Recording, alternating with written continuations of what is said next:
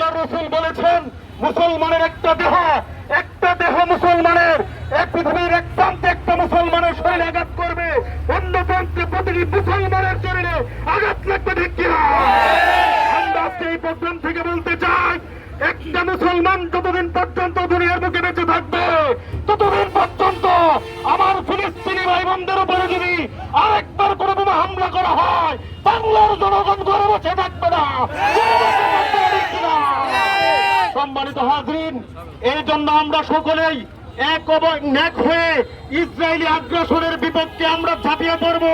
আমরা আমাদের সরকার বাহাদুরকে বলতে চাই, অচিরেই বাংলাদেশ থেকে এমন আইন পাশ করা হোক যেন মুসলমানরা, ধর্মবান মুসলমানরা যেন ওই ফিলিস্তিনিকে ইসরায়েলি লাল কুত্তাদের বিরুদ্ধে জিহাদ করতে পারে।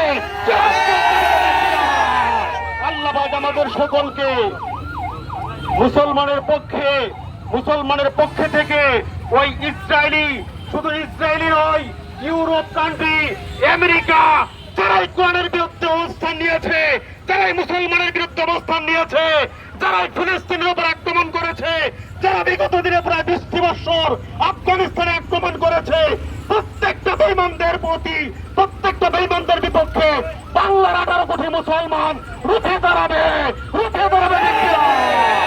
আরেকটা কথা বলে শেষ করতে চাচ্ছি, সেটা হলো ইসলাম প্রিয় তাওহীদি জনতা, আমাদেরকে আরেকটি জিনিসের প্রতি লক্ষ্য রাখতে হবে, সেটা হলো ইসরায়েলি যত পণ্য রয়েছে আমাদের বাংলাদেশে, এক এক করে সেইগুলাকে আমরা খুঁজে যেগুলি বর্তমানে লিফলেট হচ্ছে, সেইগুলি আমরা আর কখনো ওয়াদা করব, যতদিন বেঁচে থাকবো ইসরায়েলি পণ্য আমাদের জন্য হারাম মনে করবো।